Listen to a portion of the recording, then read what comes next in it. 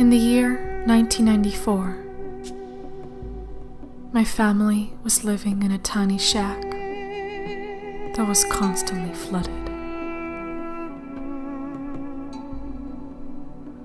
Our home was settled at the edge of a cornfield, not too far away from a huge nuclear power plant in northern Illinois. My father came from the ghettos of Chicago, and my mother an immigrant from Lithuania, who against all odds escaped the Soviet regime. She delivered me at home by herself, without assistance from midwives nor any doctors, just like my two older brothers. I was named Akiane. We slept and played on moldy floors. There was no kitchen, barely any furniture. And we made our own toys and games, and we built our own school. As kids, we would often walk through a remote village with Mom in hopes of finding friends. But one door after another was shut in front of us. Outside of the house, we felt no safety. One neighbor was murdered. Another tried shooting our dog. Yet another threatened us because we did not attend a church. The next door neighbor purposely burned trash close to our shack, causing fires we were forced to extinguish.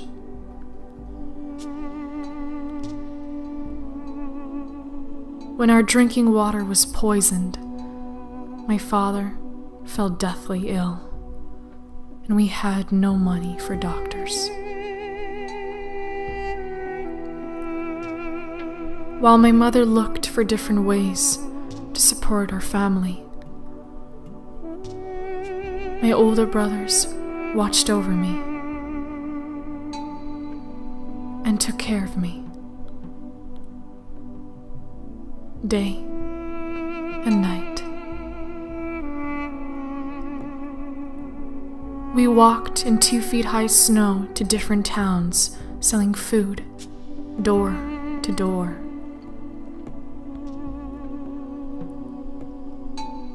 Within a year, the business grew, and so did I. My dad's health slowly began improving, and my mother's business became so successful. We moved into a new home in Missouri, a massive 10,000 square foot Frank Lloyd Wright mansion.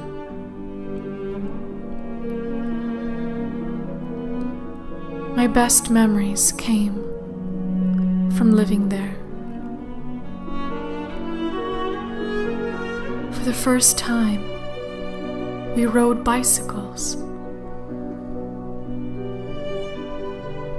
We fished in our lake,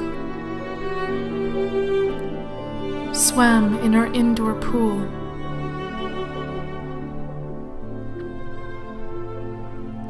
from morning to night, we created our own music. We prepared our own meals. There was no TV or radio in the house.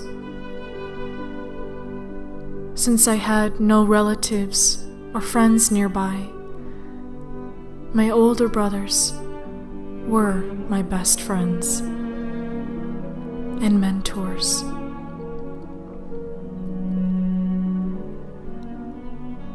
And my parents, my real role models. Around age 4, I started experiencing intense dreams and visions of heaven. My mother was an atheist, yet she was the only one who listened to me for hours on end and believed what I was describing were my real experiences. I'd never been drawn to read, but I sketched everything I remembered from my dreams and visions, including 2 celestial beings who were especially close to me. I drew one of them, my angel. But each time I tried sketching the second face from memory, it kept fading away. As soon as my dad's health improved, my mother surprised everyone by suddenly quitting the business and putting her house on the market. She wanted to spend more time with us, especially me, because she started believing that the heaven I had seen was real. One spring day when I was around 5 years old, something unexplainable happened. I disappeared. Hundreds of vehicles in our small town were stopped for inspection, but nobody could find me. It was as if I dropped off the radar, somehow undetectable. My photo was dispatched throughout all local agencies. After many long hours of searching, I reappeared in the midst of numerous eyewitnesses.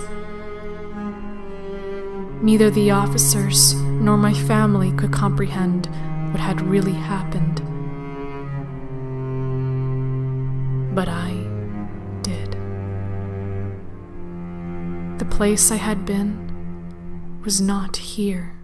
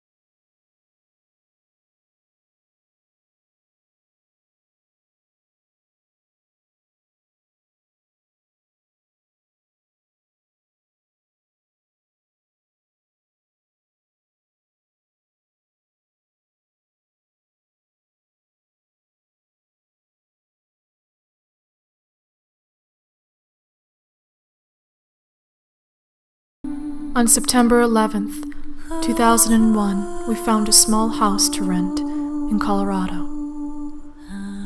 There was not a day living in those Rocky Mountains without some sort of accident or life-threatening sickness in our family. I tried to get back into art, but I just couldn't. It was writing poetry that became my main focus.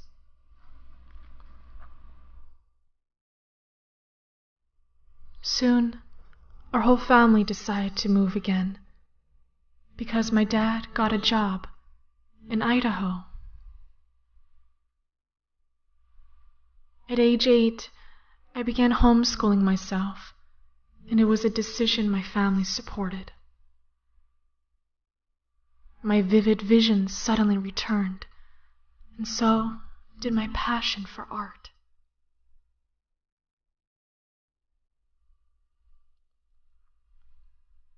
I fell in love with oils and acrylics. And every day I would wake up at 4 a.m. to paint and learn from my own mistakes. One of my earliest visions kept on returning to my mind, but I knew it was impossible for me to paint it. I wanted to try anyway. For many months, I searched everywhere looking for the right face, but I somehow knew I could not find it on my own. So one morning, I decided to pray the whole day, that a model would be brought right to our front door. The very next day, at noon, the doorbell rang. One of our acquaintances stopped by to introduce her friend to me.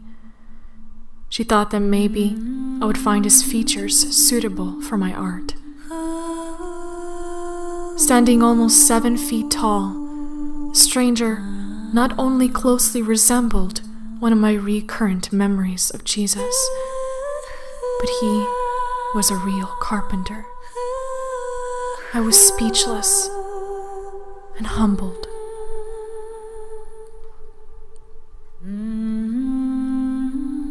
After 40 hours of painting, I couldn't move a finger. 40 hours felt like 40 years. There was still so much left to paint, but I was too drained to go on, and I had to stop.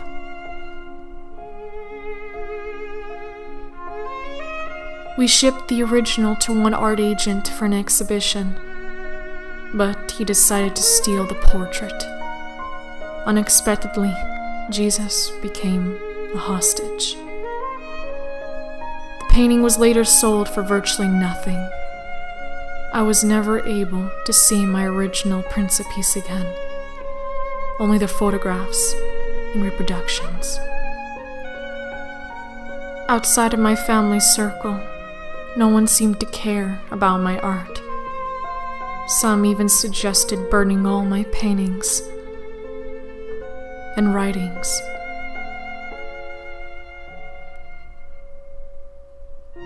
It was after many months of malicious reactions from skeptics and critics, and an expensive separation from my agent, that my story reached media. At age 9, I received an invitation to be a guest on the Oprah Winfrey Show. In a flash, my world changed.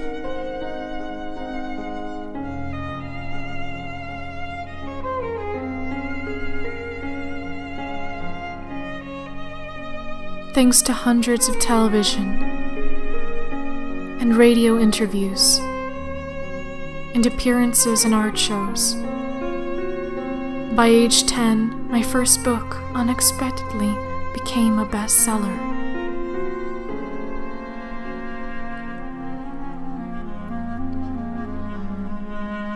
My painted messages had reached millions of people around the globe and had raised funds for charities. Over the years, I painted different periods in Jesus' life.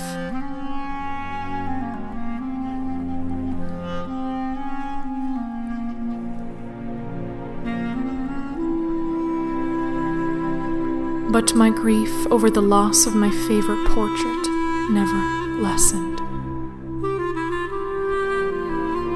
For the next 12 years, God took me on an extraordinary journey around the world. paint true life stories.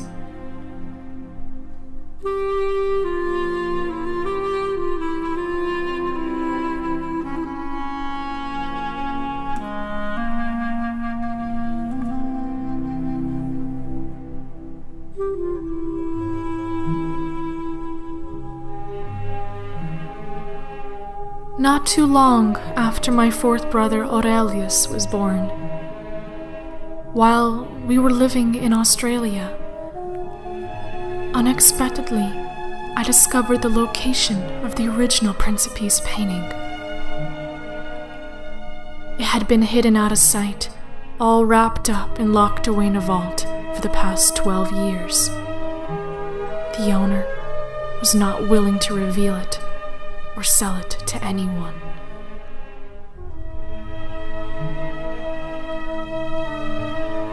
When I turned 22, we moved to a small farm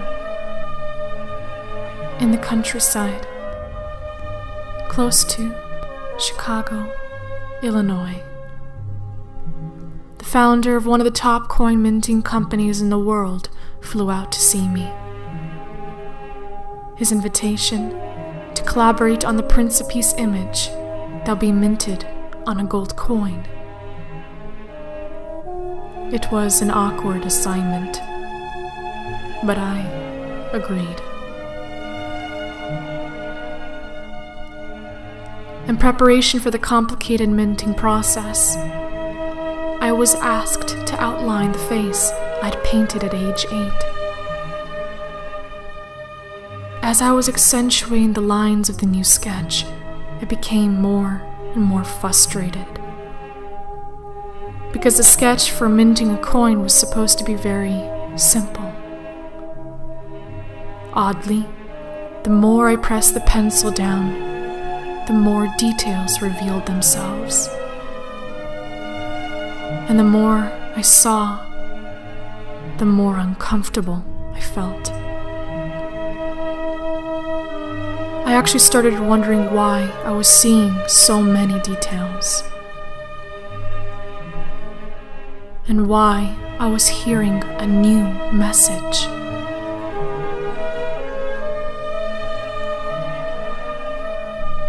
So I prayed about what to do next.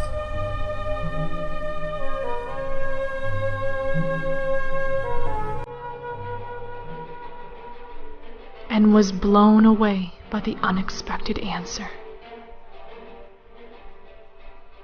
Despite all of my doubts, I took out a linen canvas and started painting my vision. I knew it was going to be an enormous challenge, because all I could see was half of the image.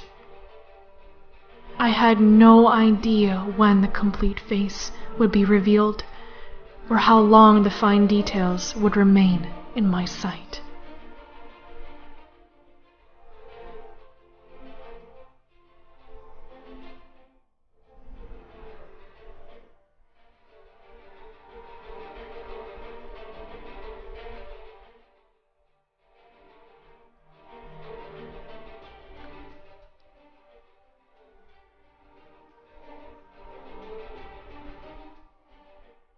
On Christmas Eve, I woke up from a nightmare that my portrait got completely destroyed. I rushed to my studio and what I noticed alarmed me. The shadow side was lifeless. It was as if there was a mysterious veil covering half of the face, stopping me from painting any further. No matter how much I tried removing the veil or painting over it, I just couldn't do it.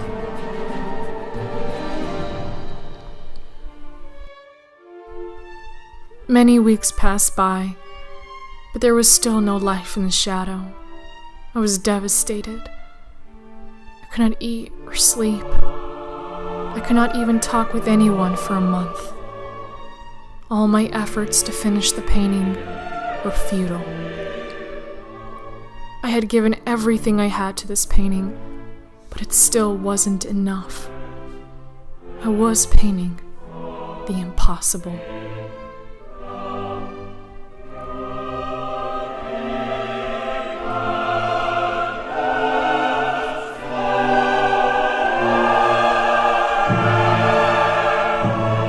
was losing hope, and I was about to abandon the divine commission.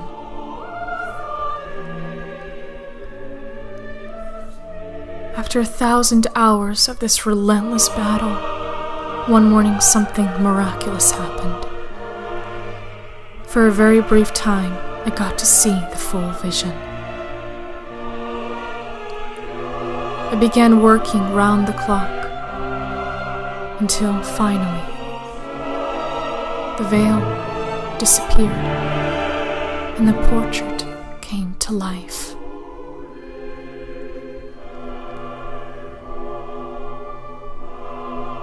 All these years,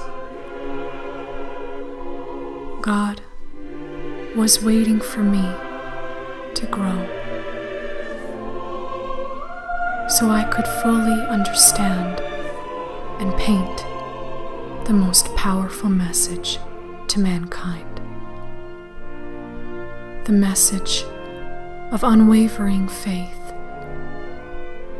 unconditional love, and eternal life.